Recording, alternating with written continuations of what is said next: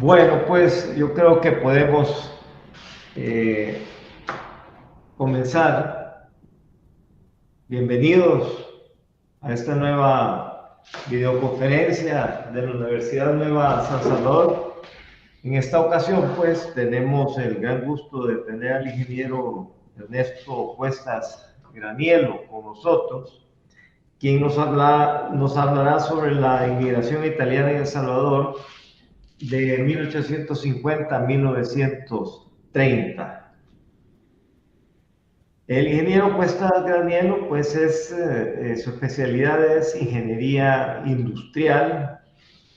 Ha cursado estudios en las cátedras de la Academia Salvadoreña de la Lengua. Esto es el curso superior de historia en 2023-2024. Realizó también una investigación histórica sobre la inmigración italiana en El Salvador, que es el tema pues que nos ocupará esta tarde.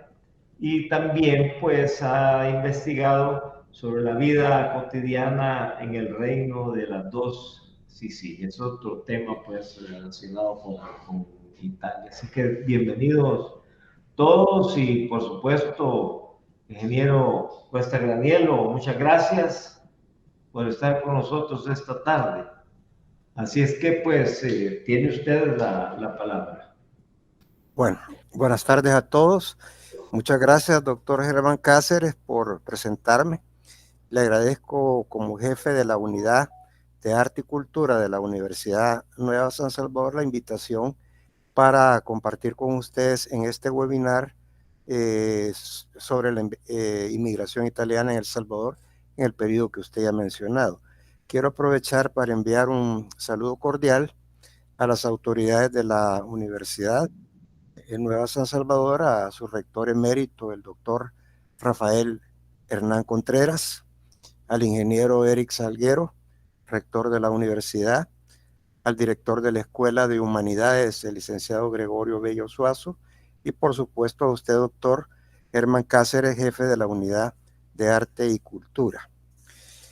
Me da de verdad mucho gusto conocerlos y compartir con ustedes una síntesis sobre la inmigración italiana en El Salvador, tema sobre el cual he estado recopilando información, he estado desarrollando una investigación histórica y es un tema que considero importante que lo podamos presentar para poder comprender mejor la historia y el legado de aquellos italianos que desde mediados del siglo XIX cruzaron el Atlántico para hacer de El Salvador una segunda patria, recibir, transmitir su cultura, recibir la nuestra y fusionarla en una nueva cultura que es la cultura ítalo-salvadoreña. Esta conferencia se la quiero dedicar a las personas que por su sangre corre la italiana, ¿verdad? Sé que tal vez, muy probablemente, alguno de los que nos acompañen tiene orígenes italianos, y a ellos pues un saludo especial. Esta investigación está basada en una búsqueda exhaustiva de información que explique el fenómeno de la inmigración italiana en nuestro país. De mucho valor ha sido toda la información que me han proporcionado familias de origen italiano con las que me he entrevistado y quienes amablemente me han compartido sus historias familiares, me han dado fotografías, documentos, y esto está enriqueciendo este proceso de investigación histórica sobre la inmigración italiana. A ellos les quiero agradecer de manera especial el aporte. Como comprenderán ustedes, el tema de la inmigración italiana es bastante amplio, extenso, para poderlo presentar con detalle en este webinar. Pero estoy seguro que vamos a abordar muchos aspectos que les darán una perspectiva sobre la llegada de los italianos a El Salvador de 1850 a 1930. Ahí vamos a descubrir en el transcurso de la presentación un visitante célebre que tuvo El Salvador a principios de la década de 1850. Espero que al final de esta presentación podamos dar respuesta a 3 interrogantes que son las mismas que yo me planteé cuando inicié este proyecto de investigación histórica. Las 3 preguntas que yo pretendo que podamos contestar esta tarde es: ¿por qué emigraron los italianos? Que les decía pues que las 3 interrogantes que vamos a darle respuesta esta tarde son: ¿por qué emigraron los italianos? ¿Verdad? ¿Qué fue lo que les motivó? ¿Por qué cruzaron el Atlántico desde mediados del siglo XIX para comenzar a buscar mejores oportunidades de vida en América? De mucha curiosidad podrá ser, quizás algunos se los han preguntado, y cómo fue ese proceso, cuánto duraba un viaje, de dónde salían, a dónde llegaban, cómo era el trayecto para llegar a América, y finalmente cómo fue el proceso de inmigración, cómo los italianos que vinieron a El Salvador se pudieron integrar y transmitir, como se los dije anteriormente, parte de su cultura y recibir la nuestra. Previo al inicio de esta conferencia, quiero que revisemos que hay siempre fuerzas complementarias en todo proceso de emigración. En el caso de la emigración italiana también se dio. Hay una fuerza de expulsión y una fuerza de atracción, entendiendo como fuerza de expulsión aquellos factores que hacen que las personas tengan que salir de su patria, ¿verdad?, para buscar mejores oportunidades. Y la fuerza de atracción son aquellas oportunidades que ven, aquellas situaciones que como su nombre lo dice, los atrae, los hace llegar hacia un nuevo destino. Si hablamos rápidamente de las fuerzas de expulsión, podríamos mencionar que la situación precaria que vivían los italianos desde mediados del siglo XIX por falta de oportunidades para la obtención de los medios de subsistencia, la misma presión demográfica de una población en provocó o acentuó más la extrema pobreza que ahí ya se vivía.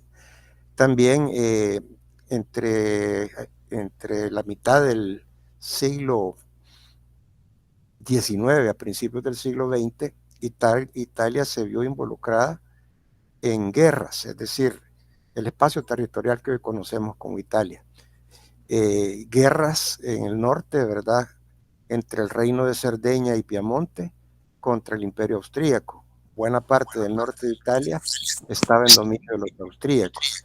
Y en el sur de Italia se dio mucha inestabilidad social y política posunitaria. Se dio, quizás la no muy conocida en nuestro medio, Guerra del Brigantaggio, que fue una guerra de guerrillas de los reductos del antiguo reino de Sicilia que no aceptaban el dominio del nuevo reino de Italia, de las nuevas fuerzas militares.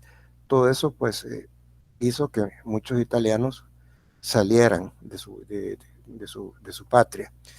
Y por el otro lado, oportunidades de trabajo e inversión que ofrecía América. En el caso de nuestro país, la floreciente industria del café salvadoreño. Y esto llevó también que alrededor de los centros de producción cafetaleros se instalaran almacenes, casas comerciales, y ya posteriormente, pues en el principio del siglo XX, se movieran hacia la capital. Bueno, vamos a comenzar ya entrando en materia para poder explicar por qué emigraron los italianos. Tenemos que recordar cómo era Italia antes de la emigración a América y cuáles eran las condiciones del naciente reino de Italia que hacían que se favoreciera la emigración. Importante es tomar en cuenta que Italia se unifica hasta 1861. Para que tengamos una idea, cuando Italia se unifica, ya Centroamérica tenía 20 años de vida independiente, ya las provincias que formaban el reino de Guatemala ya habían declarado su independencia de España. Ahí tenemos un parámetro para que nos ubiquemos en el tiempo. Aquí tenemos un mapa que indica el espacio territorial que hoy conocemos como Italia, pero que en 1860, antes de la unidad italiana, eso era un mosaico de reinos, ducados y estados independientes. No tenía una unidad administrativa ni lingüística. Podemos reconocer, en primer lugar, el reino de Cerdeña y del Piamonte, de la Casa Real de Saboya, que es lo que aquí yo les estoy indicando. Esta porción de la Italia que se va a desarrollar más adelante es quien enarbola la bandera de la unidad, pero para lograr la unidad italiana tiene que combatir contra la Casa Imperial Habsburgo del Imperio Austríaco, que domina todo el norte de Italia. Acá se desarrolla lo que se conoce o se conoció en su tiempo como el Reino Lombardo-Véneto. Al sur, ¿verdad?, lo que está marcado en verde, el Reino de las Dos Sicilias, de la Casa Real Borbón Dos Sicilias, de los mismos Borbones franceses y de los mismos Borbones que estaban en España. A diferencia de los Borbones españoles, se les conoce como Borbón Dos Sicilias. De hecho, uno de los Borbones que regía el sur de Italia pasó a ser rey español. Y en la parte que tenemos acá, que les estoy marcando, estaban los estados pontificios, el estado de la iglesia, el papado, que era una monarquía absoluta, electiva y teocrática, ¿verdad? Ese es el estado pontificio, que a diferencia de los otros no tenía una estructura monárquica. Y en la parte central, el Gran Ducado de Toscana, el de Parma y el de Módena. Entonces, Italia estaba peleando por una unidad. ¿Qué impedía esa unidad que estaba empujando el reino del Piamonte y Cerdeña? El reino lombardo-véneto y el reino de las Dos Sicilias en el sur, los estados pontificios, que era como una barrera entre estos dos reinos, y por supuesto los otros ducados. Teniendo esa rápida visión de cómo estaba fragmentado el espacio territorial que hoy conocemos como Italia, después de la expedición de los 1000 de Giuseppe Garibaldi, nace el Reino de Italia en 1861. Aquí vemos en la gráfica a Vittorio Emanuele II de Saboya, que era el rey del Piamonte y Cerdeña, que asume el 17 de marzo. Aquí tenemos una imagen del artículo o del decreto que convierte al Piamonte en el Reino de Italia con las posesiones ya dominadas, y asume como rey de Italia. Es decir, nace el Reino de Italia. Ahora, esta unificación que se dio, que comienza en 1860 y es ratificado por el Congreso del Reino del Piamonte y Cerdeña, es una unificación italiana imperfecta. Yo voy a citar acá una frase que a mí me llamó bastante la atención, y que es de Urbano Ratazzi, el presidente del Consejo de Ministros del nuevo Reino de Italia de 1861. Él decía: hemos hecho Italia, ahora hay que hacer a los italianos. Con esto nos está diciendo pues que fue una unificación al inicio abrupta, así como forzada, ¿verdad? En la gráfica tenemos al rey Vittorio Emanuele con Giuseppe Garibaldi. Esto se da en Teano, en el antiguo Reino de las Dos Sicilias, cerca de Nápoles, cuando Giuseppe Garibaldi le entrega al rey de Piamonte y Cerdeña, en ese momento futuro rey de Italia, los territorios conquistados en el Reino de las Dos Sicilias. Quiero que nos fijemos en Giuseppe Garibaldi, porque al final de la presentación vamos a hablar un poco de él en su visita a El Salvador en 1851, como quizás uno de los personajes célebres del siglo XIX que visitó El Salvador. Ahora, para que podamos comprender la salida de los italianos, hay que revisar cuál era la situación que debería enfrentar el nuevo Reino de Italia en 1861, después de la unificación. Y aquí tenemos que entender que el Reino de Italia en un inicio fue una extensión del Reino de Piamonte y Cerdeña sobre la Italia peninsular e insular. ¿Qué quiero decir con esto? Que el Reino de Piamonte y Cerdeña, como lo vimos en la lámina anterior, en 1861, el 17 de marzo, se declara Reino de Italia con todas sus conquistas y asume digamos, la lira piemontesa como moneda principal. En el sur de Italia, en el Reino de las Dos Sicilias, se usaban los ducados y ahí empiezan a darse ya situaciones de tipo económico y las grandes diferencias que vamos a ver en este momento, que eran los desafíos que tenía que enfrentar el nuevo Reino de Italia. Lo vamos a resumir en tres grandes aspectos. En la situación económica, Italia, lo que es el Reino de Italia ya en este momento es una economía débil, una economía pobre. Sus vecinos, Suiza, Austria, Francia, ya estaban más industrializados. Italia llevaba un retraso con respecto a Europa. Industria, solo en el norte. En el sur, grandes latifundios. El sur era una monarquía de tipo feudal antes de la unidad italiana. La situación social. Había una tasa de analfabetismo muy alta y estaba generalizada, pero estaba más acentuada en el sur de Italia. La pobreza era generalizada en toda Italia, pero más en el sur de Italia. Y habían notables diferencias entre el norte y el sur de Italia. Esto era debido a dos grandes factores: a la ausencia de una unidad lingüística y a la ausencia de una unidad administrativa.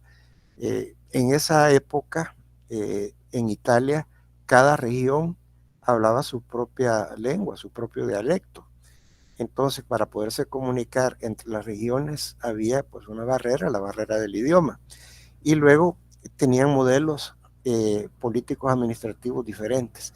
Pero todo esto es como que en una cacerola colocáramos las diferentes partes de Italia e hiciéramos una sopa, que es el nuevo Reino de Italia.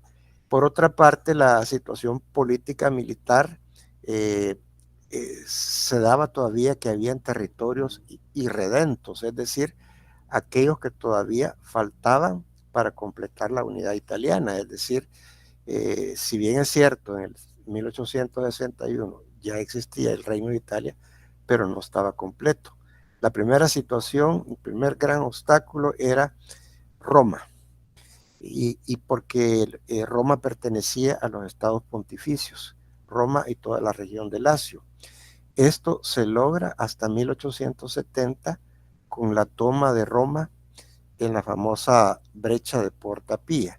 Quizás hoy no vamos a profundizar en estos detalles, pero es un momento importante y estratégico para el nuevo Reino de Italia que Roma fuera su capital. Inicialmente fue Torino, posteriormente fue Firenze, Florencia, ¿verdad? Y hacía falta que Roma fuera parte del Reino de Italia. Acordémonos que Italia se fundó sobre lo que fue años pasados el Imperio Romano.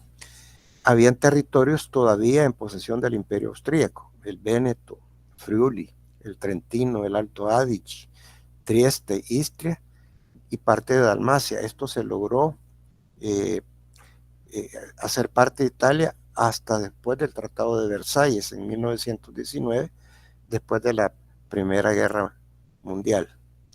Bueno, ya con lo anterior podemos comprender de mejor manera cuáles fueron las principales causas para la emigración italiana en América.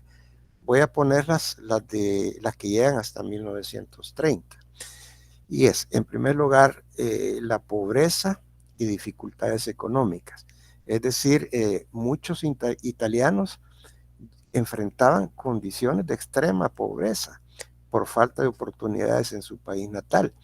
Esto hace que la emigración se vea como una vía para escapar de la difícil situación económica y mejorar las perspectivas de vida en el extranjero, un factor bien importante. El otro, la inestabilidad política y social. Lo que hoy es Italia experimentó periodos de inestabilidad política y conflictos tales, como ya lo hemos mencionado, en la guerra de independencia contra el Imperio Austríaco y las que surgieron posteriormente al proceso de unidad italiana. Esto generó un clima de incertidumbre que incentivó a que los italianos buscaran una vida más estable en el extranjero. La presión demográfica, otro factor, ¿verdad? El rápido crecimiento demográfico en algunas regiones de Italia contribuyó a la escasez de recursos y oportunidades. Esto pues trajo como consecuencia que la inmigración se considerara como una solución para aliviar esa presión demográfica y reducir de alguna manera la competencia por los escasos recursos que estaban disponibles. Italia Unida o Reino de Italia enfrentaba desafíos agrarios. Habían condiciones difíciles en el sector agrícola, especialmente en el sur, porque la principal fuente de subsistencia y de empleo para muchas familias en el meridione, es decir, en el sur de Italia, era la agricultura. El sistema de tenencia de la tierra era de tipo feudal, es decir, esta pertenecía al reino, pertenecía a los varones de la aristocracia y pertenecía a la iglesia. Las familias para sus subsistencias recibían en arrendamiento porciones de tierra en las cuales ellos tenían que cultivar los granos básicos mínimos necesarios para poder subsistir. ¿Qué sucedía? Que cuando una familia crecía y los hijos llegaban a una edad que querían formar sus propias familias, el terreno se iba reduciendo. Es decir, el terreno era el mismo, pero ya se dividía entre 2 familias o entre 3 familias y la cantidad de tierra para cada una de las familias del grupo familiar era cada vez más extenso, más pequeño, perdón, y aparte de eso que tenían que pagar fuertes tributos a la corona o a los que les arrendaban la tierra. Esto motivó a la emigración para buscar oportunidades en lugares donde la tierra y los recursos, fueran abundantes.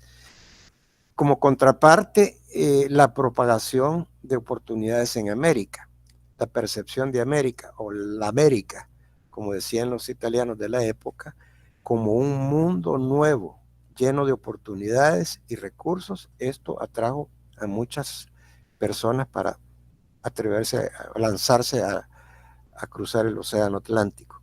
La expansión económica que se daban en países de una mejor economía, valga la redundancia, como Estados Unidos, Brasil y Argentina, generó esperanza de una vida mejor, lo que motivó a la inmigración hacia América. Algunos emigraron a El Salvador cuando se dieron las oportunidades que provocó el boom del café en la década del 80 al 90 del siglo XIX.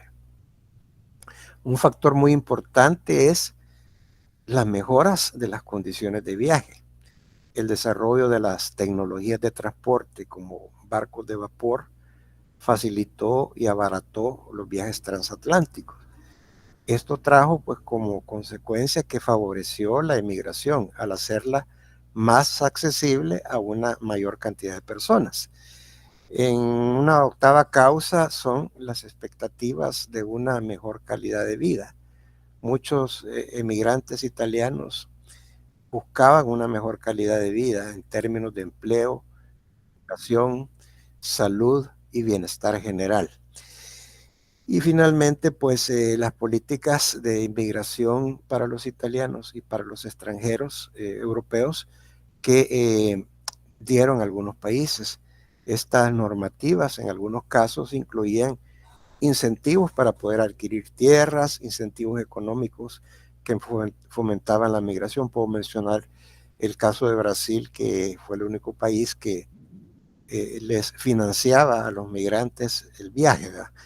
Y todos estos países estaban buscando italianos con habilidades y experiencias requeridas para cada una de sus situaciones propias de cada país.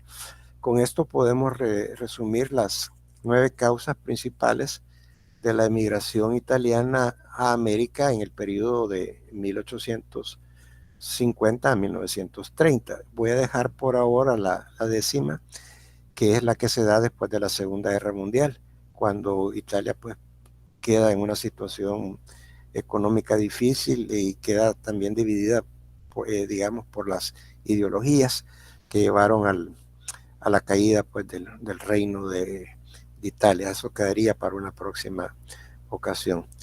Ahora, ¿cómo fue el proceso de migración? ¿Cuáles eran las rutas y cuál era la travesía que se tenía que desarrollar para llegar a América? Aquí tenemos un mapa de lo que es la península itálica y de la isla de Sicilia. En el antiguo reino de las dos Sicilias. Disculpe, puede poner el slide. Es que se ha quedado en un slide que dice unificación italiana imperfecta. No hay ningún inconveniente, ingeniero. Probablemente es su conexión a internet, porque nosotros sí lo vemos justo como él lo va moderando.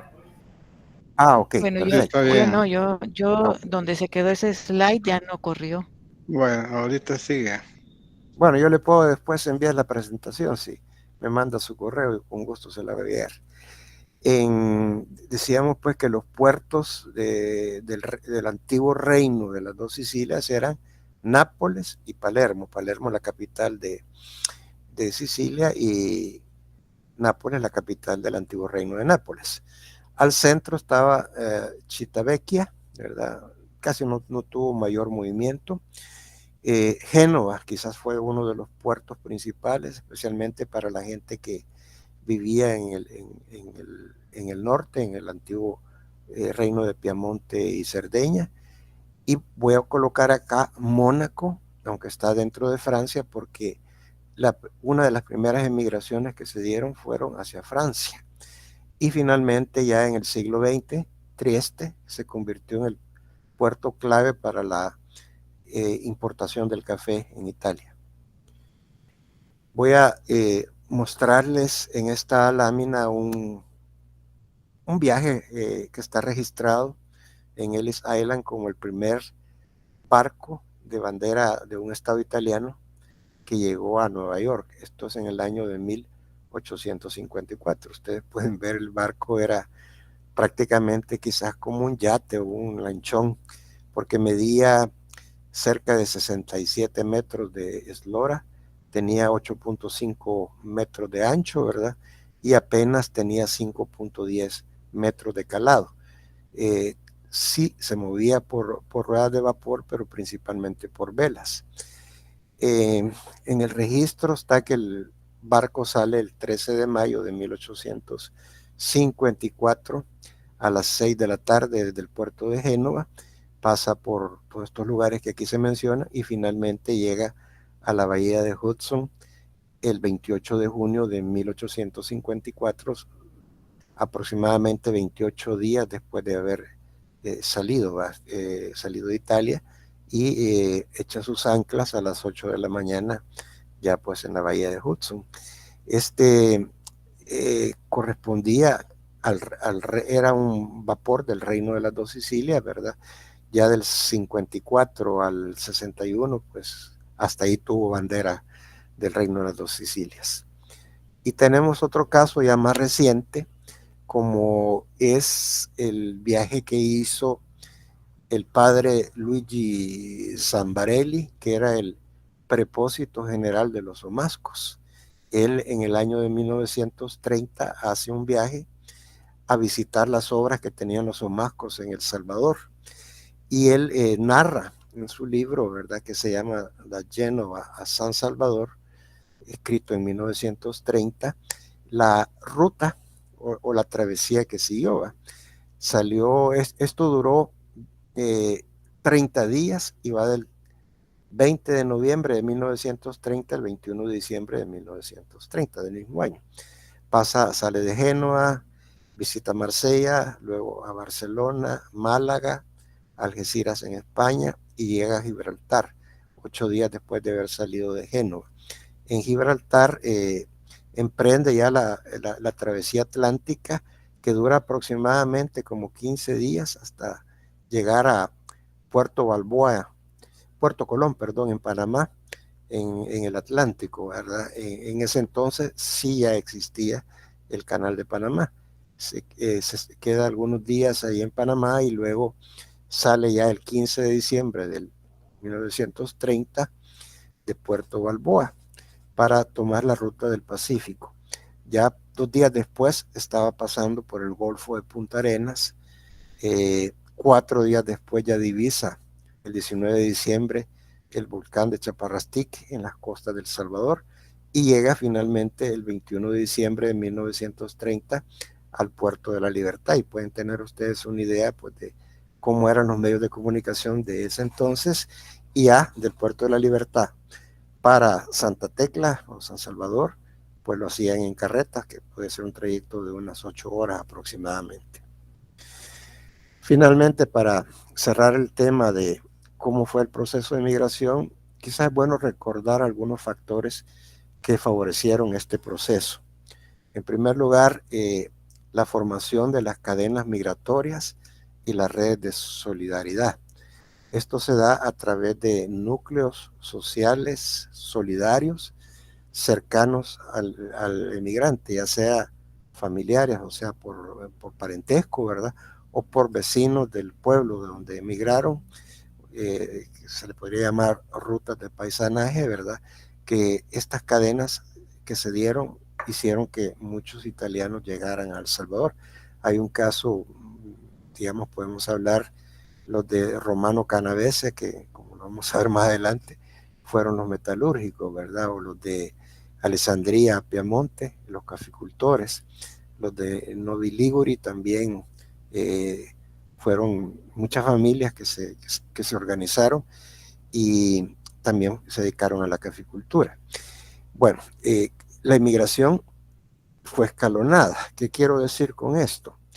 Que primero migraban pocos miembros del grupo familiar o grupo de amigos, y una vez que estos se asentaban en un lugar y que su situación ya les era estable, enviaban remesas familiares, por usar un término que estamos familiarizados, valga la redundancia, a sus connacionales para que se juntaran con ellos en los países de destino.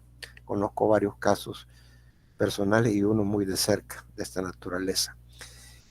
Otro aspecto que se dio, la inmigración con cambios de destino, es decir, casos de emigrantes que inicialmente ya habían llegado a otro país, por ejemplo, que llegaron a Guatemala, o que llegaron a Argentina, o que llegaron a cualquier otra parte de América, de México concretamente, y que después reemigraron para El Salvador, ¿verdad? Y otros casos de que en el trayecto del viaje decidieron cambiar destino para aprovechar las oportunidades que los mismos connacionales que viajaban con ellos les decían: ¿para qué te vas a ir a Brasil, por ejemplo? Si en El Salvador hay mejores oportunidades, hay menos población, las tierras están baratas, hay un boom de café, por poner un ejemplo. Y luego también la existencia de las agencias de emigración en América. Algunas de estas fueron promovidas por gobiernos que, de acuerdo a sus propias políticas, favorecían la inmigración italiana. Hay un caso único en Centroamérica y es el de Guatemala.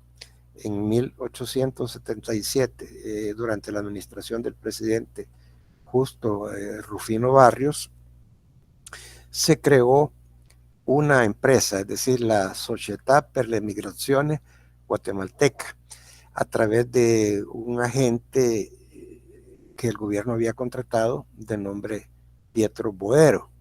Esto está documentado en un artículo de Patricia Spinato Bruschi, que se llama La emigración italiana en Guatemala a través de la literatura, y está publicado en la Universidad degli Studi de Milano en el año de 2009.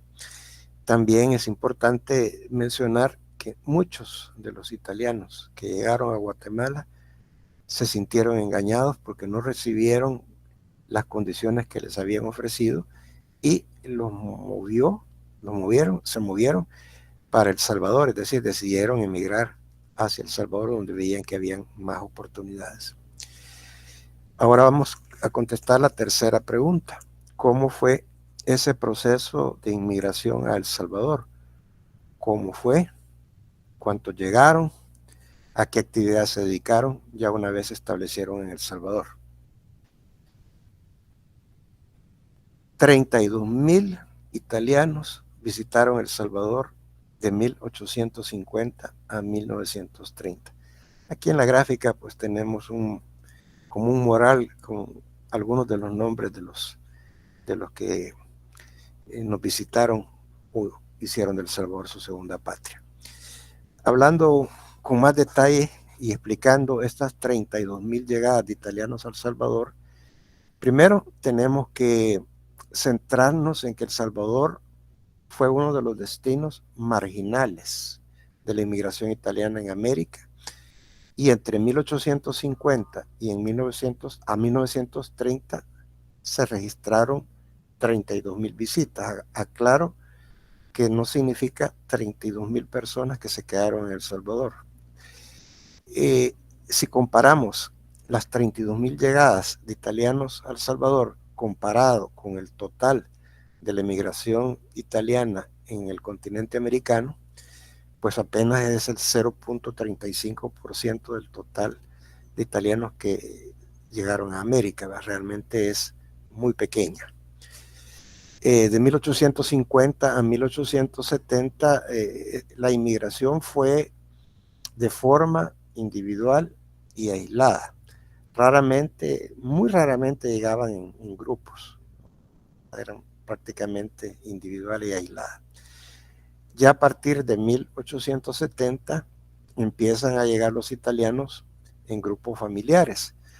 Muchos de estos venían de Guatemala y lo hacían por tierra o llegaban a través de pequeñas embarcaciones que atracaban en los puertos salvadoreños. Recordemos que el Canal de Panamá todavía no existía, pero sí existía ya a partir de 1855 el ferrocarril interoceánico, ¿verdad? Podían llegar al puerto del Atlántico, atravesar en tren el Istmo de Panamá y luego tomar un vapor pequeño, pues no habían grandes líneas navieras en ese entonces. Pues ya en la década de 1880 ya aumentan las llegadas de los italianos. Acá se da la atracción del boom del café. Empiezan ya a formarse cadenas significativas migratorias, y como lo veíamos anteriormente, estas están integradas por redes familiares y de paisanaje, ¿verdad? Empiezan a llegar también compañías líricas y algunos de sus integrantes deciden radicarse en El Salvador. El caso de Giovanni Enrico Averle, que él venía con una compañía lírica que hacía presentaciones en México, luego se quedó en Guatemala, se casa con una salvadoreña y se queda a vivir en El Salvador. Es famoso, como ustedes lo saben, por ser el autor de la música del himno nacional.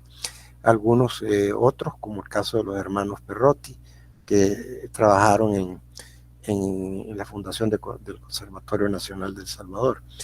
También tenemos el boom del café. El boom del café, como lo hemos dicho y quizás es la parte más importante, es la atracción de inversiones para la plantación del café, inversiones para procesar el café en beneficios y en compañías de exportación. Entre algunas familias están las familias Miardi, la familia Canosa, los Yamatei, los Borghi, los Daglio, los Rossi, entre algunas. Más adelante vamos a profundizar un poco más. También empiezan a llegar los italianos que montan almacenes comerciales, ven la oportunidad que alrededor de las zonas cafetaleras hay actividad económica y ahí comienzan a montar almacenes, y ahí tenemos el caso de los hermanos Infantozzi, de los Aniquiarico o de los Cesa, entre algunos, porque son muchos los que se dedicaron a esta actividad comercial. También los italianos que ya adquirían fincas necesitaban para poder administrar la ayuda de connacionales y empezaron a llegar administradores de fincas, llegaron también contadores. Ahí tenemos el caso de don Angelo Betaglio, que llegó a trabajar con los Miardi, el caso de contadores como Camorrano o Siri, que también llegó a trabajar con las familias cafetaleras, por mencionar algunos. Y bueno, decíamos que ya habían beneficios porque los italianos, y no solo los italianos, sino que algunos europeos también, ya estaban en el negocio del beneficiado del café. Entonces, esto hace que algunos italianos del norte, que fueran expertos en fundiciones y talleres de metalmecánica, también sintieran atracción por venir a El Salvador, como es el caso de Sarti, como es el caso de Tinetti. A partir de la década de 1890 empiezan a llegar las congregaciones religiosas. En 1890 llegan los salesianos, originarios del Piamonte, y en 1921 los somascos, originarios de Liguria, la región de Génova. Importante decir que no todos los italianos que llegaron a El Salvador fijaron residencia en el país. Algunos se retiraron a su patria, otros migraron para otros países. Según la estadística anual de un ente que se llama Emigrati Italiani, de dove e quanti in 140 anni, aproximadamente el 35% en promedio de toda la América regresó a Italia, es decir que cerca del 65% más o menos que se quedaban en América. Aquí tenemos una gráfica donde podemos ver por décadas cómo fue la llegada de los italianos. Abarca desde 1850 a 1870. En este intervalo son 2 décadas, porque así está pues la información que se encontró en una publicación de Alessandra Colombo, que lo hizo en julio del 2003 en la Biblioteca de Historiografía de Nápoles. Si vemos pues 1.000 italianos, el 3% de los 32.000 que llegaron en este periodo. El 8%, o sea, 2.500 ya en la década siguiente. El 6%, o sea, 2.000, aquí hay un leve descenso. Y aquí comienza lo fuerte de la inmigración. De 1890 a 1920 se da aproximadamente casi el 70% de la inmigración, 20, 31 y 19, es decir, cerca de, serían 16.000, como 22.000 italianos son los que llegan en este periodo. Para finalizar, pues en el periodo de análisis, en 4.000, aquí hay un descenso por la situación de la Primera Guerra Mundial, y luego pues ya más adelante se va a empezar a estabilizar y a disminuir la frecuencia de llegada de los italianos. Podemos ver en esta gráfica cómo fue la inmigración italiana por zonas de origen y por década. Podemos resumir esta gráfica diciendo que el 61% de los inmigrantes salvadoreños procedían del sur de Italia. Aquí vemos la tendencia, más o menos se ve estable. Un 37% viene del norte de Italia, un ligero crecimiento, pero es estable. Y un 2% viene del sur de Italia. Ahora,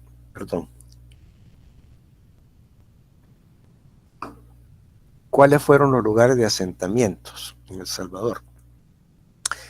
Desde 1850 ya se tienen noticias que hay llegadas de italianos procedentes del reino de Cerdeña y Piamonte, y la mayoría eran comerciantes, algunos obreros, algunos músicos, ¿verdad?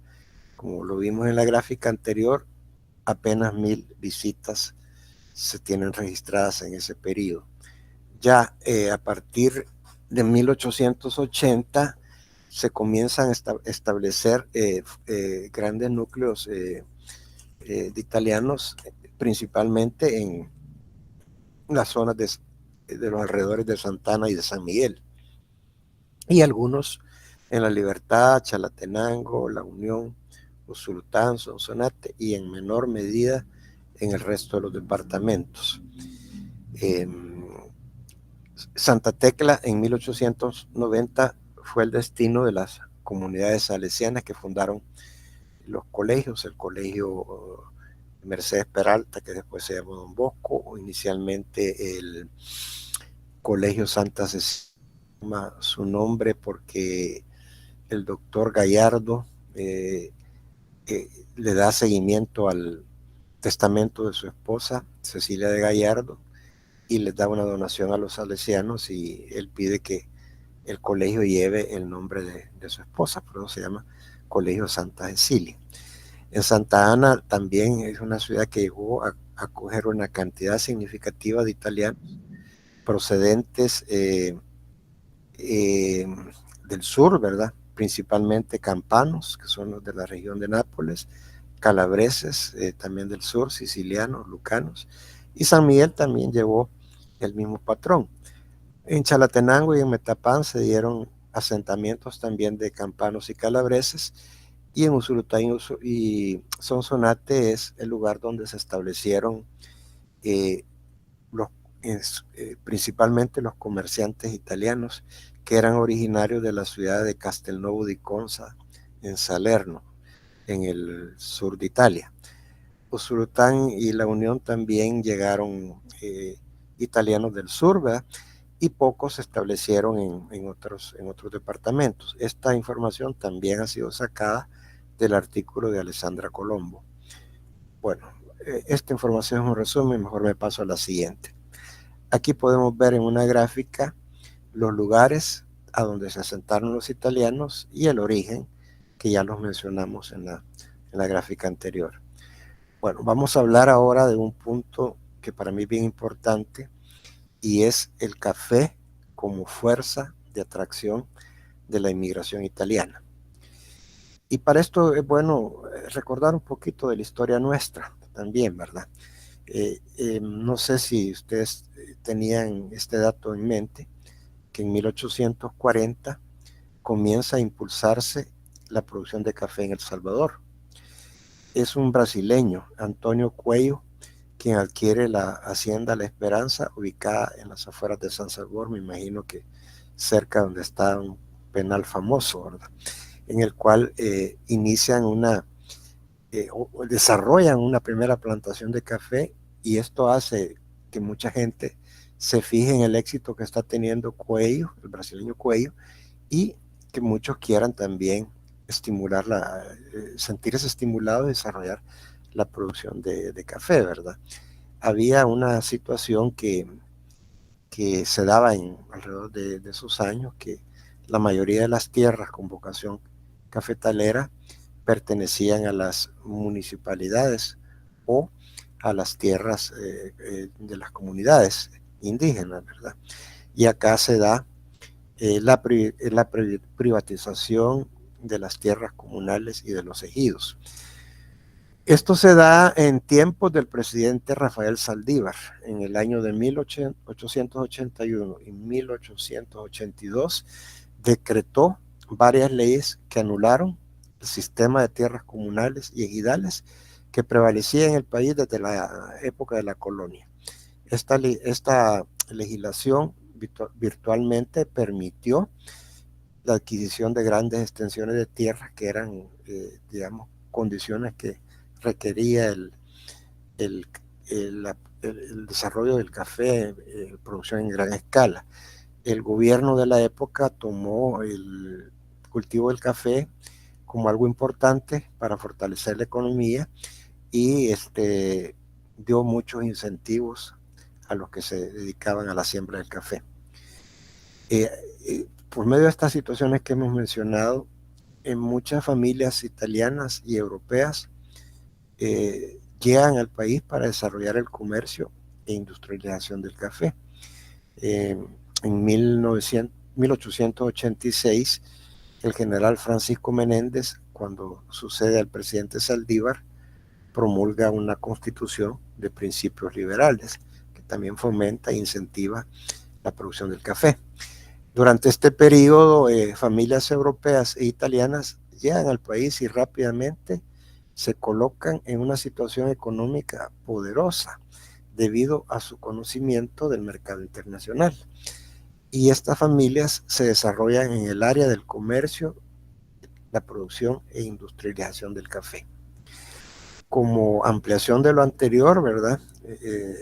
El desarrollo del comercio y la industria del café, los italianos adquieren grandes plantaciones de café, construyen y operan beneficios de café y también se involucran en la exportación del grano de oro. Participan en las actividades comerciales en las zonas aledañas a los centros de producción, creando almacenes, casas comerciales en las ciudades de aquel entonces de mayor actividad comercial, como Santa Ana, Usulután, Ucuapa, Huayúa, San Miguel, Sonsonate y otras ciudades que se desarrollaron fuertemente alrededor del café. También, como lo dijimos anteriormente, y para recalcarlo, vienen italianos que se involucran en los negocios de las fundiciones y talleres de metalmecánica para la construcción y mantenimiento de beneficios de café, y llegan profesionales en administración de fincas y en contadores. Es decir, se crea una legislación para favorecer el desarrollo del café a gran escala.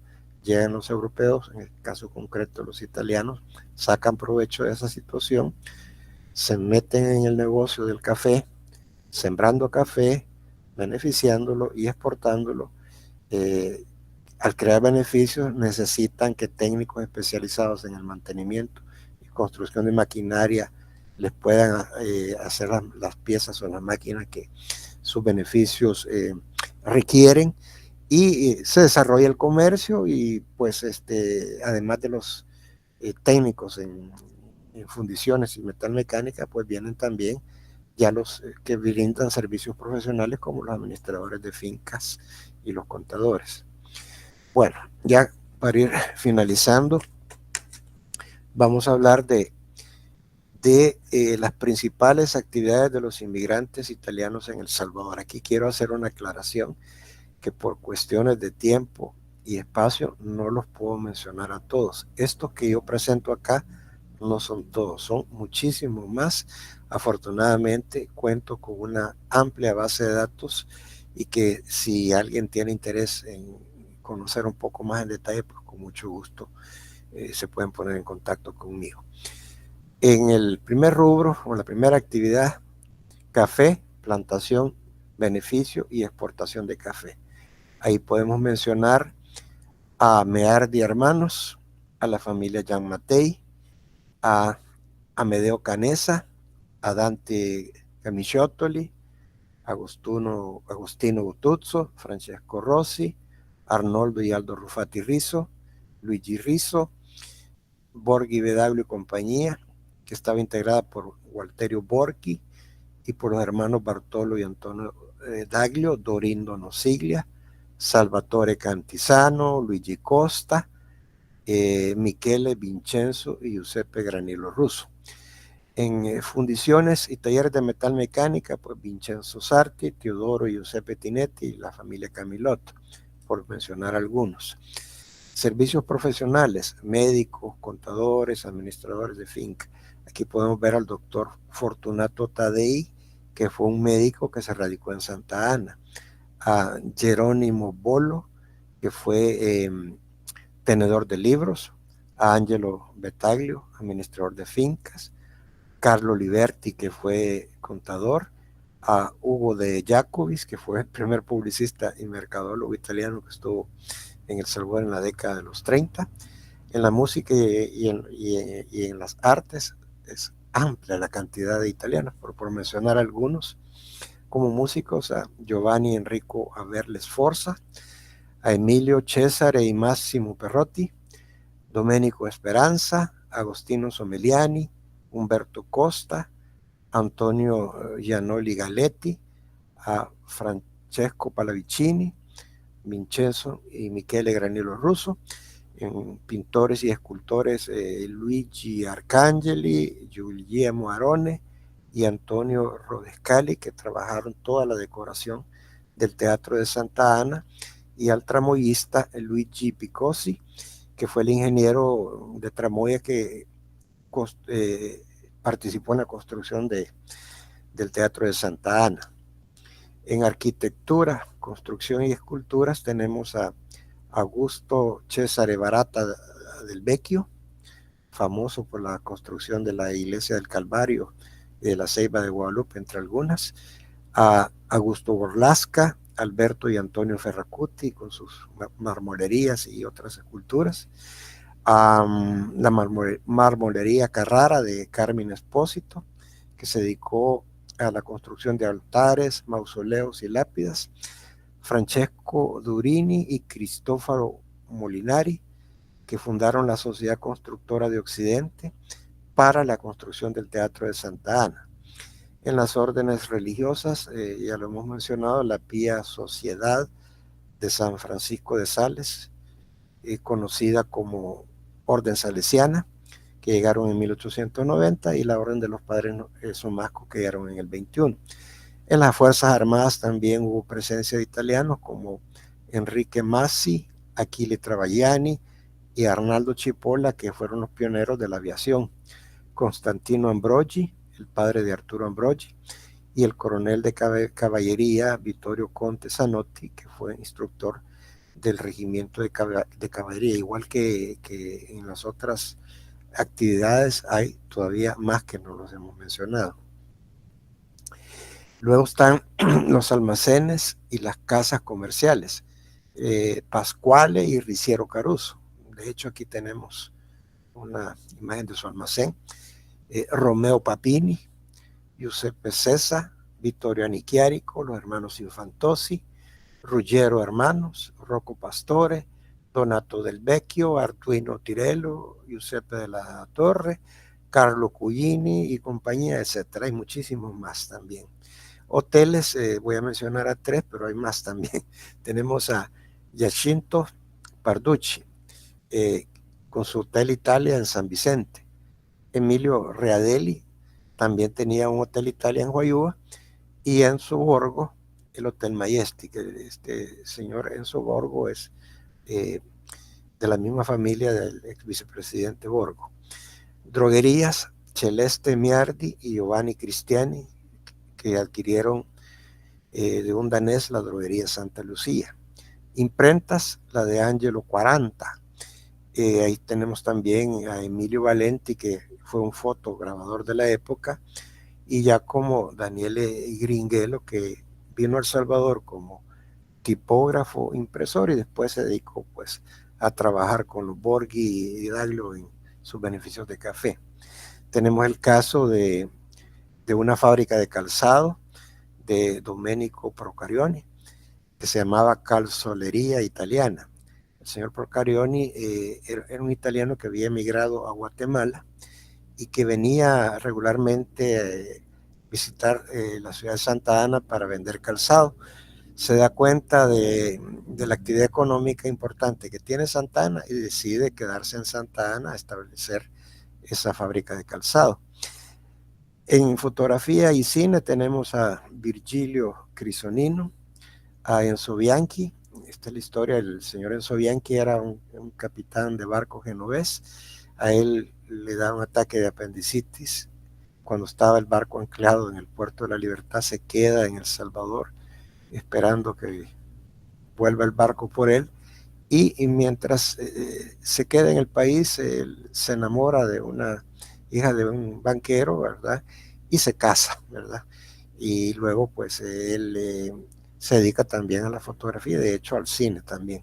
Alfredo Massi tenía un noticiero que se llama Lorotón, junto con los hermanos Mejía. De hecho, si ustedes han visto un video que circula sobre la inauguración de los Juegos Centroamericanos y del Caribe, en la que el general Martínez está dando un discurso, fue una filmación de Alfredo Massi con los hermanos Mejía. también tenía Cine Fotomasi. De hecho, Virgilio Crisonino con Enzo Bianchi filman una película, si mal no recuerdo, creo que se llama Águilas Imperiales, y la presentan en Guatemala, y lamentablemente se da un incendio en el cine y se pierde la única copia de la película. En librerías estaba Ítalo Durante, el dueño de la librería Universal. En la fábrica de pastas alimenticias, pues la pasta Rusconi, de Pietro Rusconi, y la de Romeo Papini, las pastas Delicia. También ya incursionaban los italianos en el negocio de variedades y entretenimiento. Camilo Oliviero tenía un sistema de proyección de vistas fijas, y algunos lo consideran como el antecesor del cinematógrafo, y también contaba con organismos musicales. Él era contratado para las fiestas patronales de aquellos años. Él tenía una carreta jalada por bueyes donde llevaba todo su equipo de entretenimiento. Bueno, vamos a cerrar ya con esta última que, como lo dijimos al inicio, vamos a mencionar o a recordar la visita del héroe de dos mundos, Giuseppe Garibaldi, que estuvo en El Salvador, un visitante célebre para el año de 1851 cuando visitó el país.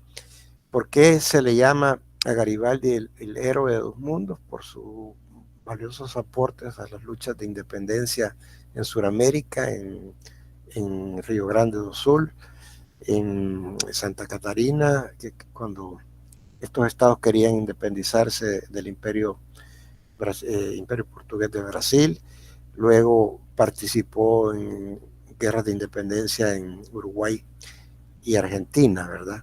Y por supuesto fue artífice clave para la unidad italiana al lograr conquistar el reino de las dos Sicilias.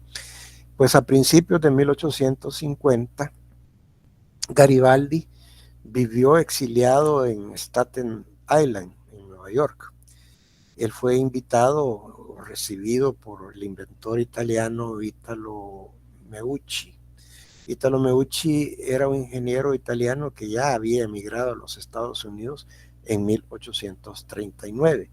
Y si no los conocen algunos de ustedes, Meucci fue el creador del teletrófono, es decir, lo que posteriormente fue bautizado como teléfono.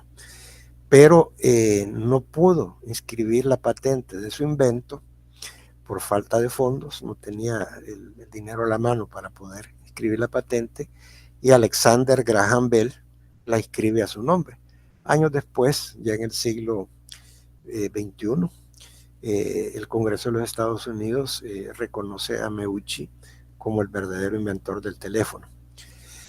Pues a iniciativa de su amigo íntimo, Francesco Carpaneto, Garibaldi y Carpaneto deciden emprender una operación con un navío de su propiedad, el San Giorgio, que estaba anclado en Génova, y ellos tenían la idea pues de llevar mercaderías italianas desde el puerto de Génova en el Mediterráneo hasta el Callao, Perú. Ya en el año de 1851, para ser más concreto, el 14 de mayo, Giuseppe Garibaldi, de 44 años, acompañado de su amigo y subalterno Francesco Carpaneto, arriban al puerto de San Juan del Norte, en el Atlántico nicaragüense. Y él llega a Nicaragua con el alias de capitán José Asnaldo. No se presenta en Nicaragua como Garibaldi. Uno de los propósitos de su estadía en Nicaragua era una iniciativa comercial que Carpaneto le había planteado de ofrecer productos europeos de exportación en la feria de San Miguel, en El Salvador. San Miguel, en mediados del siglo XIX, era un centro comercial. Ahí se habían realizado por años y se realizaban todavía las ferias del añil. Ahí llegaban muchos comerciantes a ofrecer sus productos y llegaban también compradores. Entonces ahora vamos a hablar de la estadía de Garibaldi en El Salvador. Garibaldi y Carpaneto estuvieron en San Miguel y La Unión desde el 13 al 26 de junio de 1851. Y aquí hay un dato bien interesante. Fueron recibidos en el puerto de La Unión por el entonces gobernador y comandante general de armas de San Miguel, el capitán general Gerardo Barrios. Durante aquella estancia breve que tuvo en San Miguel, Garibaldi tuvo contacto con futuros intelectuales de la talla del general Juan José Cañas Pérez, el autor de la letra del himno nacional en 1879, con el doctor David Joaquín Guzmán Martorell, el autor de la oración a la bandera, que a la vez era cuñado de Gerardo Barrios y era hijo del que había sido varias veces presidente de El Salvador, José Eufrasio Guzmán, y con el mentor e historiador doctor José Antonio Ceballos. El 2 de septiembre de 1851, después de 116 días en suelo centroamericano entre Nicaragua y El Salvador, Garibaldi y Carpaneto partieron de Nicaragua el 2 de septiembre de 1851. Acá, para esta historia, quiero darle los créditos a Carlos Cañas Dinarte, a Carlos Herodier y a Pedro Escalante Arce, que nos facilitaron esta información. Para poder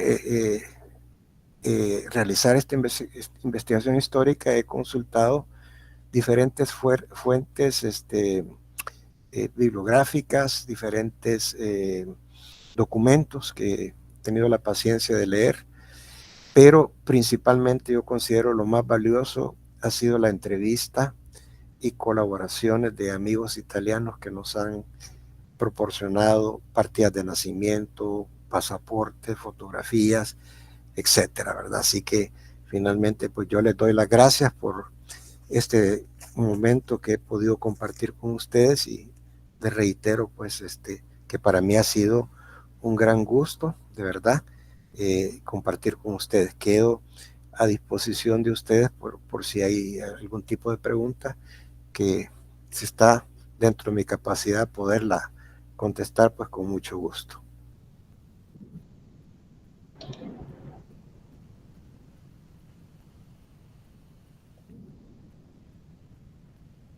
Sí, puede hablar de la sociedad Dante Alighieri. Sí, su pregunta es que le explique un poco sobre la actividad de la sociedad Dante Alighieri. Bueno, no, la sociedad, alguien de la sociedad Dante Alighieri está levantando la mano. Ah, perdón, ok. Sí. Okay. Pueden hacer la pregunta, hablar, comentar, sí. Claro que sí, por supuesto. Sí. ¿Me escuchan? Sí. Sí, buenas tardes. ¿Me escuchan? Sí. Sí, lo escuchamos bien. Sí. Ah, sí. Buenas tardes, ingeniero. Fue un gusto, fue encantador. Gracias. Quería saber una cosita. ¿Hay algún dato? Yo sé que es bien difícil, pero ¿cuáles fueron la primera familia? ¿Cuál fue el primer approach? La primera llegada. ¿Cuáles fueron los nombres un poquito que después tal vez trajeron su paisano, ¿no? Su vecino, ¿cuáles fueron la primera familia que llegaron a El Salvador? ¿Tenemos algún registro? Sí, hay algunos datos. Realmente registros históricos son muy pocos, pero lo que yo he podido conversar, por ejemplo, con la familia Yamatei, ¿verdad? Para ponerle un ejemplo.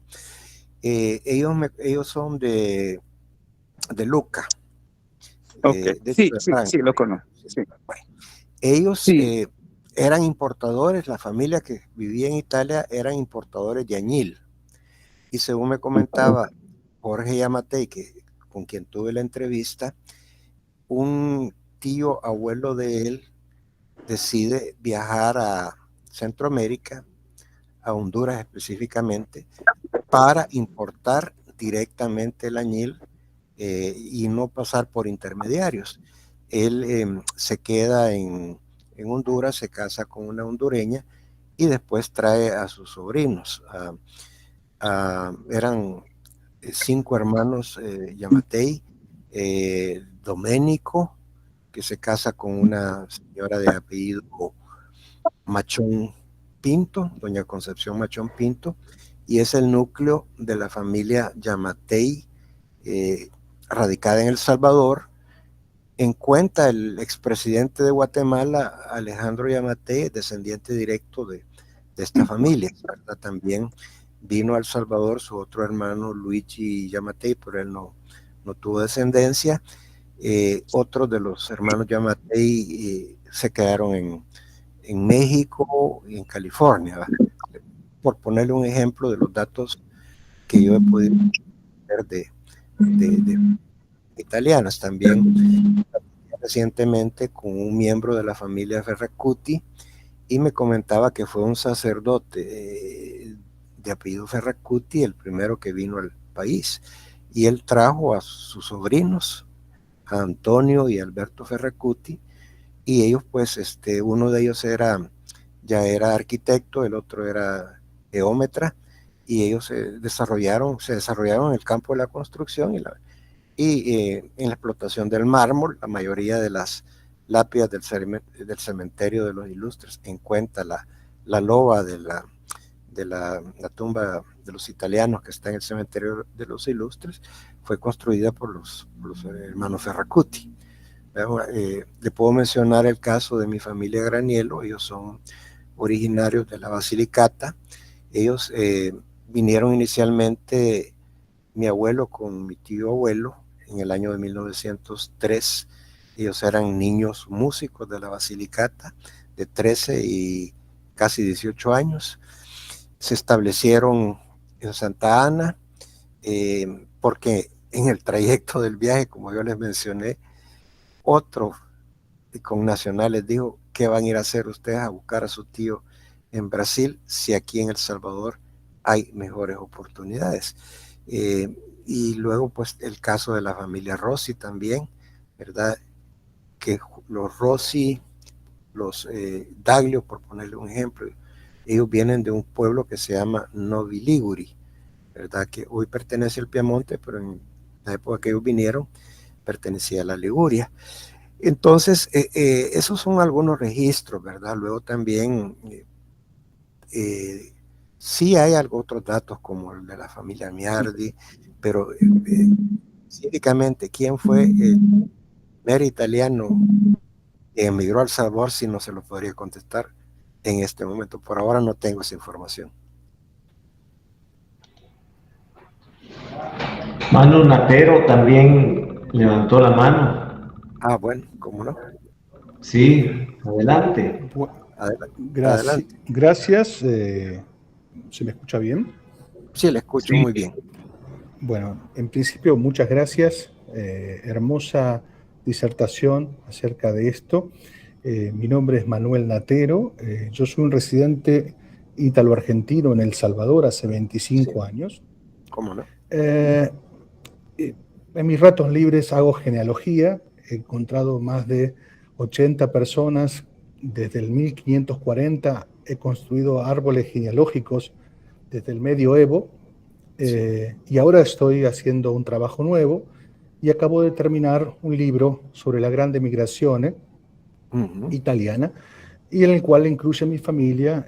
Mi grata sorpresa, he podido documentar 2 árboles genealógicos familiares desde 1535 y 1540.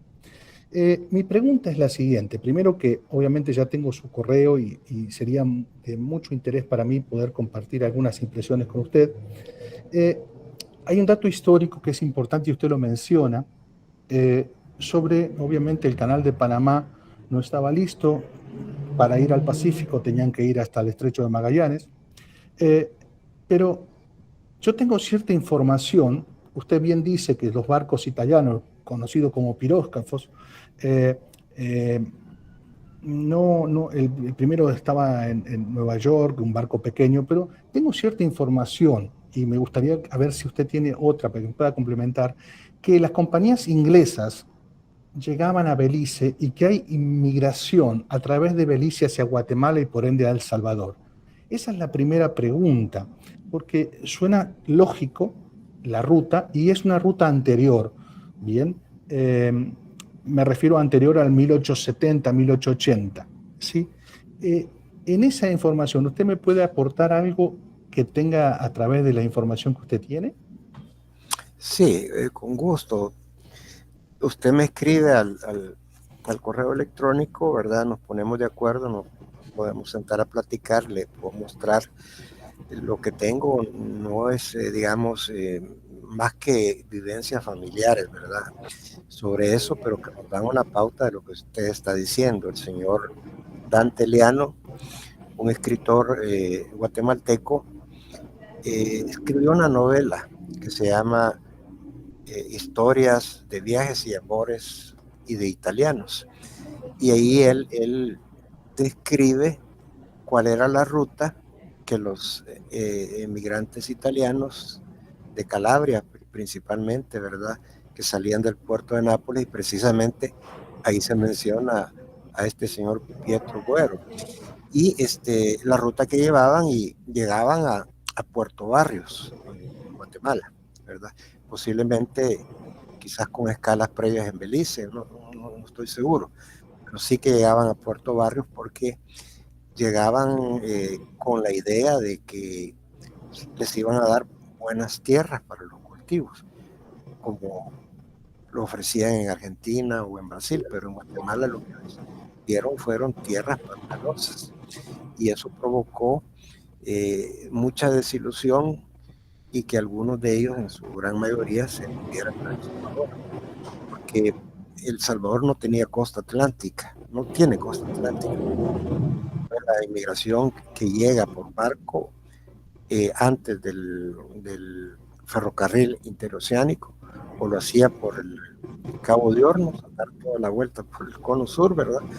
O se quedaban en Panamá y luego, pues quizás por carretas, hacían la travesía para llegar al Pacífico. No existía una línea de vapores como lo relata, como se relata en el libro de El Salvador, la Tierra y el Hombre, donde, si no estoy equivocado, alrededor de 1855 empieza a funcionar ya una ruta constante de barcos, ya no barcazas como pequeños barcos, ¿verdad? Pero yo con gusto comparto lo que tengo, y sobre todo le agradecería que usted me comparta también lo mucho que usted ha investigado. Yo me sentiría muy honrado de poderme sentar a platicar con usted y recibir de usted toda la información que usted ya tiene establecida. Una pregunta más, ingeniero. Yo tengo un registro de Costa Rica del año 1888, 1887, 1888, ciudadanos italianos de Mantua, que son los primeros en generar una huelga en Costa Rica, y que eran justamente los obreros que estaban construyendo el ferrocarril, se llamaba Ferrocarril del Caribe. Sí. ¿Alguna información también de esa? Porque mire, sería muy rico poder compartirlo. Sí, correcto. Corta, pero sí buena cantidad de los italianos que llegaron a El Salvador antes de 1880 tomaron rumbo a Costa Rica, alrededor de 2.500, si no estoy equivocado, que llegaron a trabajar con ese ferrocarril. Si no estoy equivocado, y usted me corrige, era un ferrocarril patrocinado por La Bananera, ¿verdad? Entonces, sí había un buen núcleo de italianos que llegaron a Costa Rica, pero el hecho esa de la huelga de Mantua, esa sí no la conocí.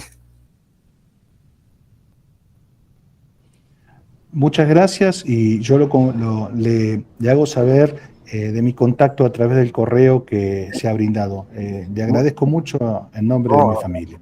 A usted también, que ha sido un placer. Melvin, caballero. Buenas tardes. Solo, Melvin. ingeniero Granielo. Sí, dígame, sí. Sí, solo le quería agradecer. Era de la primera pregunta, me cayó la línea propiamente cuando le estaba agradeciendo. Le agradezco mucho, ¿ok? No quería cerrar así de forma, ok, sin agradecerle. No, Muchas gracias, ingeniero. agradecido soy Gracias. yo. Espero conocerle pronto, ¿ok? Gracias. Para intercambiar. Gracias. Sí. Sí, bueno, yo tenía una pregunta para hacerle, ingeniero Sí. Cuestas. El italiano que conocemos, el idioma, Sí. procede de la Toscana o de otro lugar. Me pareció haber escuchado alguna vez que procedía de la Toscana. Y la otra pregunta es, ¿qué tanta presencia de ascendencia judía hay en estos italianos que vinieron a El Salvador? Bueno, para contestarle la primera pregunta, no soy experto en esos temas, pero he leído que en el Renacimiento, con Dante Alighieri y con los otros grandes de la época, empezaron a escribir ellos en un latín vulgar, ¿verdad? Que viene siendo prácticamente el dialecto toscano y que es el dialecto madre que originó la lengua italiana.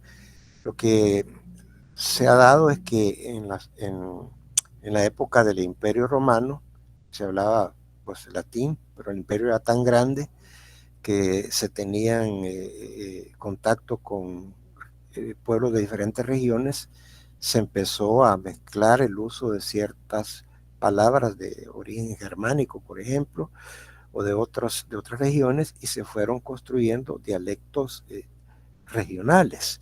De hecho, cuando yo decía de la ausencia de una unidad lingüística, eso todavía se da en Italia, porque aproximadamente en el sur de Italia, en una estadística que leí recientemente, cerca del 60% de la población del sur de Italia se comunica entre ellos en dialecto napolitano o siciliano, ¿verdad?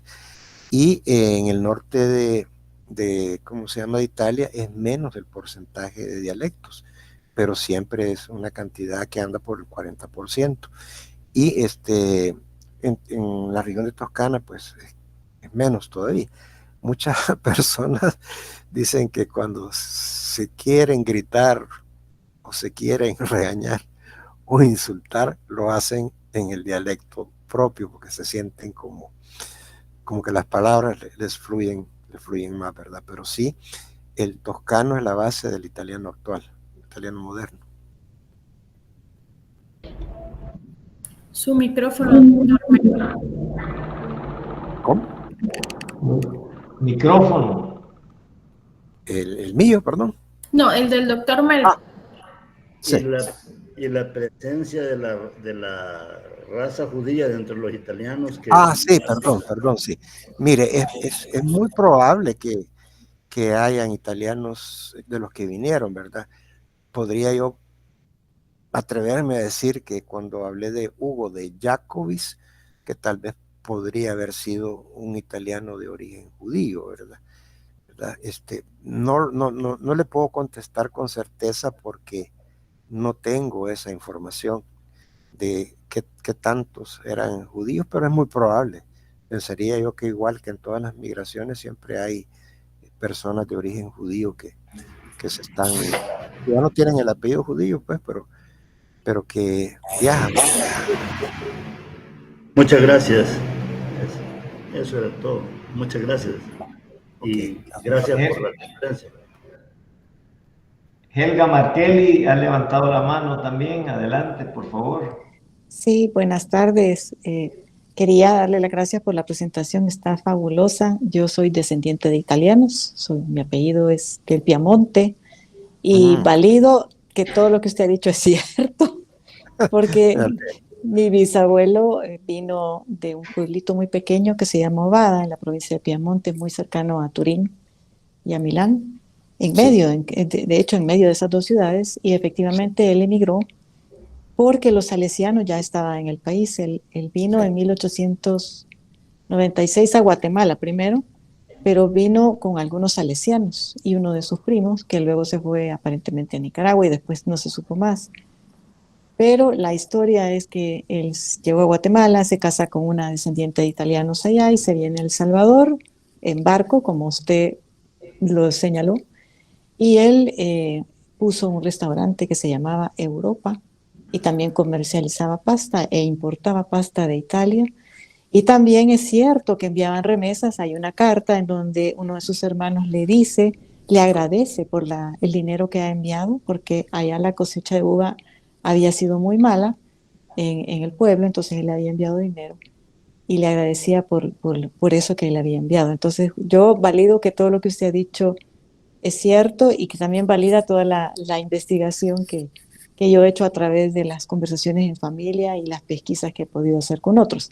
Ahora tengo una pregunta para usted, porque como mi familia viene de Guatemala para acá, mi bisabuela había nacido en Quetzaltenango, hija de 2 inmigrantes italianos, y muchos emigraron, también se dice, de Guatemala a El Salvador, porque una política, de pronto cambia la política de migración y se cierra un poco la apertura, y muchos salvadoreños salen porque había un poco de xenofobia en ese momento. Entonces, me pregunto si usted ha tenido la oportunidad o ha pensado estudiar las conexiones entre la comunidad italiana, guatemalteca y salvadoreña. Fíjese que es una inquietud que sí la tengo, pero que no la he podido todavía abordar, ¿verdad? Y me encantaría, si usted está en la disposición de conocer un poco más de la historia de su familia, pues para poderla incluir en esta migración. Sí, sé que Quetzaltenango fue un centro donde muchos italianos llegaron. Probablemente hayan sido los que llegaron con esta política del presidente Justo Rufino Barrios, ¿verdad? Sí. Pero sí, me encantaría, y de hecho, mire, hablando de los salesianos, leyendo en el libro que no recuerdo ahorita el nombre, pero que habla sobre la historia de cómo se construyó la iglesia de Don Rúa. Ahí menciona que el señor Mauricio Miardi, trabajaba en la casa en una compañía de un judío francés, León Dreyfus, y que se dedicaba a la exportación del café. Entonces, él decide después emprender su propio negocio y quedarse en El Salvador. Pero él es el que le genera la idea al presidente Gutiérrez, si no estoy equivocado, de traer a los salesianos, porque él, como era originario también del Piamonte, de una región cercana a Turín, su familia de ahí venía, había oído hablar sobre la obra de San Juan Bosco. Y él entusiasma al presidente para que puedan traer la orden de los salesianos. En esos años, en la finca Modelo, existía un orfanatorio y ahí estaban un grupo de cuantos jovencitos prácticamente residiendo ahí, pero sin trabajar por su porvenir. Entonces, la idea era que los salesianos se hicieran cargo de esa finca, ¿verdad? Y precisamente esa es la primera obra que realizan los salesianos. Esto lo he tomado de ese libro que, si tienen oportunidad pues, de leerlo, creo que es interesante para los que aman la historia. Sí, me encantaría verlo porque mi bisabuelo era parte del oratorio salesiano en Piamonte, que era administrado por los escolapios en esa época. Sí. Así que por ahí viene la influencia. No, pues a mí me encantaría tener una conversación con usted para intercambiar información y que usted me ayude a enriquecer esta investigación, que yo no la doy por cerrada porque cada día encuentro más y más información. Me ha costado mucho poder encontrar sobre la historia de los italianos porque hay muy poco escrito. Pero así con personas como usted y otros más que sí aman, ¿cómo se llama? la historia de los connacionales y que se sienten orgullosos de que corra sangre italiana por sus venas, pues yo estoy seguro que vamos a lograr y dejar un aporte para la historia del país. Me pasaron la presentación suya y ahí aparece su Gmail, creo que es su correo. Sí, sí, correcto. Le voy a escribir para pasarle el mío y que sigamos en contacto y tal vez nos podemos reunir para conversar sobre este tema. Será un gusto, de verdad que será un gusto. Muchas gracias. A sus órdenes. Sí, Manuel Latero ha levantado de nuevo, ¿sí? Sí, yo como dato de color y para cerrar, le propongo que esta pequeña reflexión sobre algo que usted decía en la presentación. ¿Sí? Muchos de los italianos que iban o trabajaban en la uva lo hacían en Francia. Bien ha dicho usted que salían unos de Mónaco. Solo le quiero decir que el ferrocarril por la Liguria, donde es parte de mi familia, la otra es del Imperio Austrohúngaro, muchos de los que vivían en el norte, que podían ir a Francia, no lo hacían por barco, lo hacían por vía terrestre, porque el ferrocarril no existía antes del 1871 en la parte que podemos decir limítrofe con Francia, la parte que estaba desarrollada era la parte hacia el norte, como usted bien sabe. Entonces, solo le quiero decir que un pasaje a la América valía menos que un pasaje a Francia. Wow, qué dato muy interesante. Eso es revelador, porque a través del tiempo podemos atribuir muchas de las razones de la gran migración, pero ir al país vecino y pasar los Alpes era más caro que tomarse un piróscafo, que también hay que decirlo, que no eran barcos que eran para pasajeros, eran barcos de carga reconstruidos o reformados para transportar personas. Los ingleses vieron el negocio y los empezaron a reconstruir, porque como usted bien dijo, los barcos italianos vinieron después, ¿bien? Los primeros barcos eran nórdicos y la mayoría ingleses, pero eran barcos de carga, ¿bien? Exacto. Entonces, las comodidades obviamente no eran las mejores, pero sí podemos asegurar, y tengo documentación, que un pasaje a las zonas del vino era mucho más caro pasar los Alpes que ni hablar de los del sur. Los del sur era prácticamente imposible llegar a Francia. ¿Sí? Pero póngale los del norte o el centro, era más caro ir a Francia que venir a cualquiera de los puertos de Sudamérica. Sí. Fíjese que interesante lo que usted me comenta, porque mi familia es originaria de la Basilicata, del sur de Italia, pero es una familia que vivió en constante migración.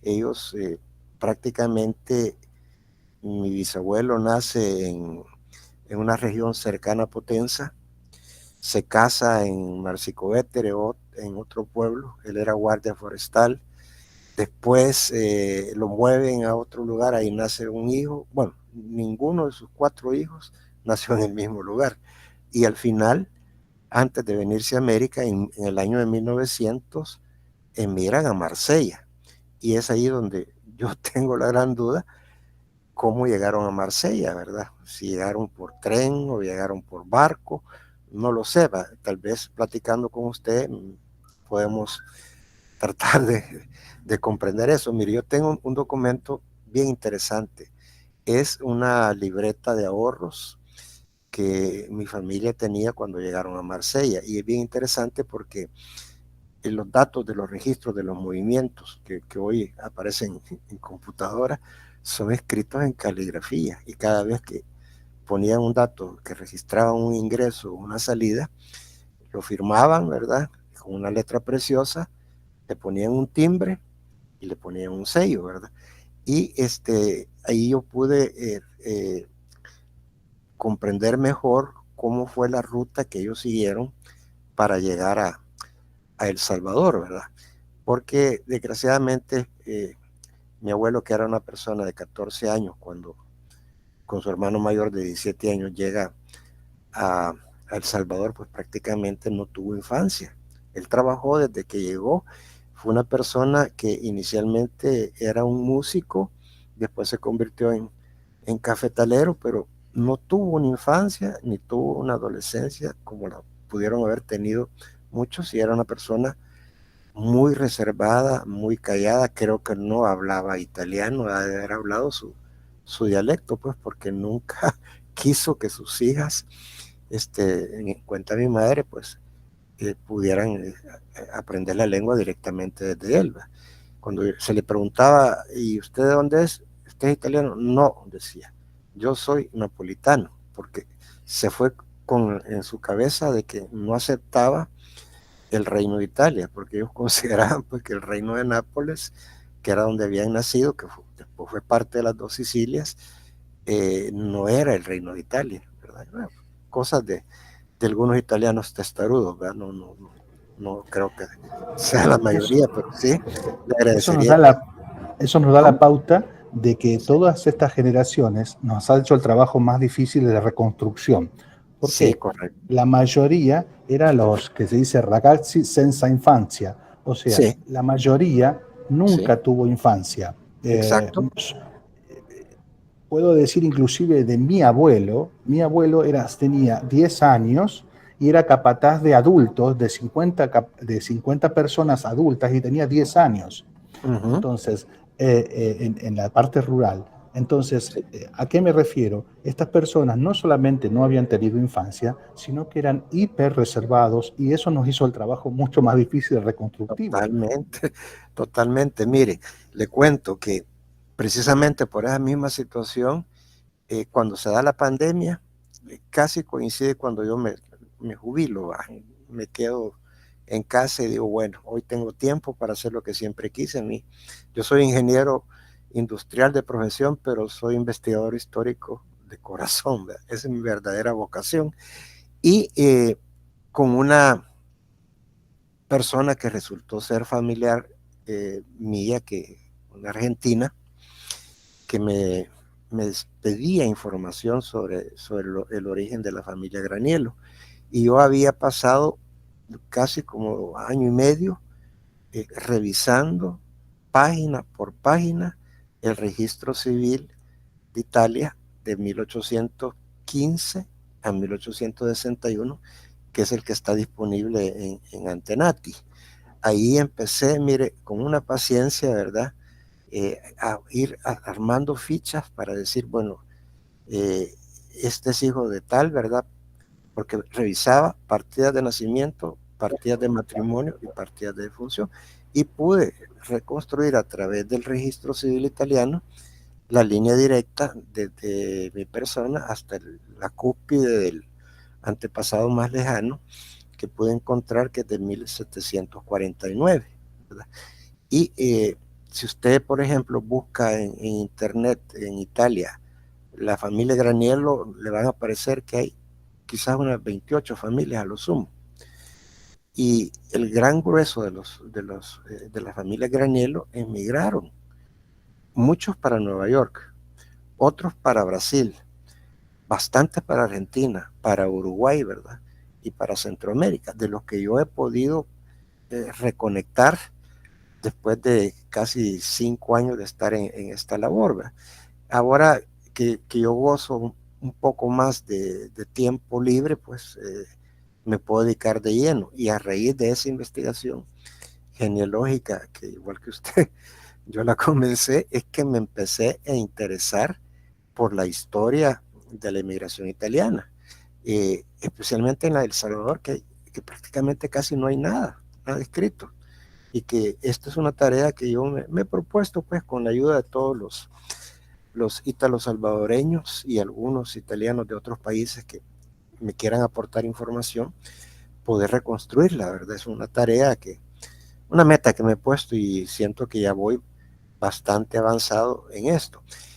Mire, la llegada de italianos, yo he encontrado que muchos, no muchos, sino que algunos de los italianos que vinieron a El Salvador venían previamente de Argentina. Argentina fue, digamos, el primer destino donde pudieron hacer un poco de capital para después venir a invertir en el café. Conozco el caso de unas personas que eran de Entre Ríos, creo que se llama, Corrientes, creo que es la zona de Argentina, que vinieron a invertir en el café, pero ya traían el capital que habían forjado en Argentina. Y así hay casos de italianos que llegaron de México y después se vinieron para El Salvador. El caso del famoso arquitecto Barata del Vecchio.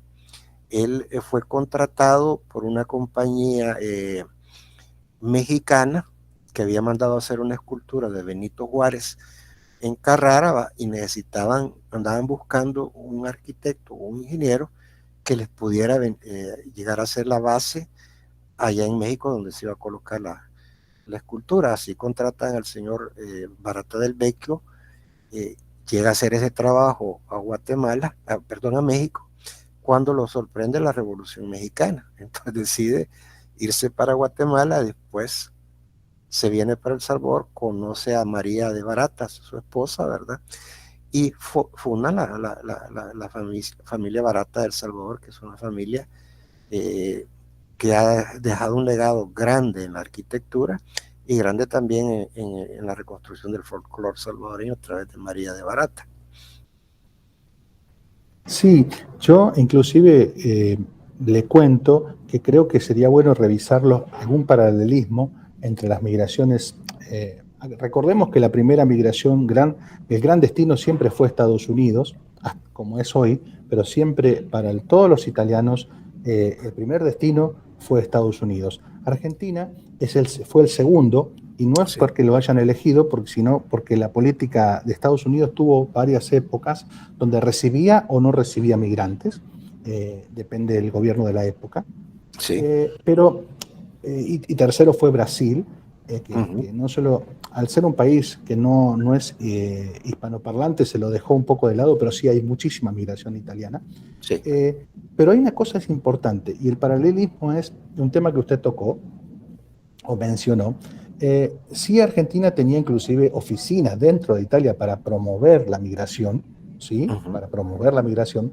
Se le prometió mucho, evidentemente también aquí en algún momento se le prometió algo a las personas, a los migrantes, pero en el caso de Argentina se cumplió solo el 1% de lo que realmente se le prometió a los italianos. Sí. ¿Y de qué se trataba? Porque esto estaba reglamentado en una famosa ley de migración promulgada en el 1839, y que se beneficiaron más que nada los hacendados o terratenientes que fueron de alguna manera propiciaron esta ley muy convenientemente para ellos. Estamos hablando de las migraciones antiguas. Sí. Y de lo que se le prometió a los migrantes italianos en particular es tierras fiscales. Se les prometió un boleto de tren al destino que quisieran ir en toda la República Argentina, y se le prometió un boleto de barco. Bueno, el de barco no se dio, no se cumplió.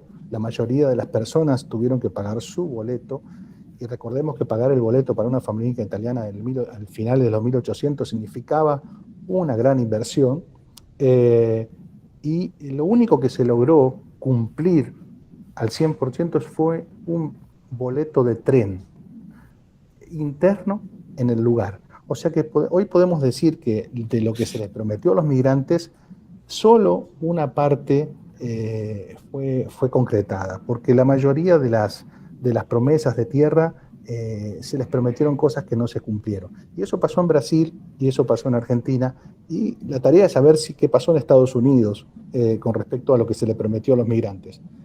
Pero también podemos decir que en la isla Ellis se devolvieron gente. Hay que mencionar que hay gente que venía y que se la rechazaba porque tenía tuberculosis o porque había un discapacitado en la familia. Hay muchas historias tristísimas de la migración que hay que mencionar, porque no todo fue color de rosa. De hecho, ya el viaje no era color de rosa. Yo le puedo compartir atestados de menús de la tercera clase.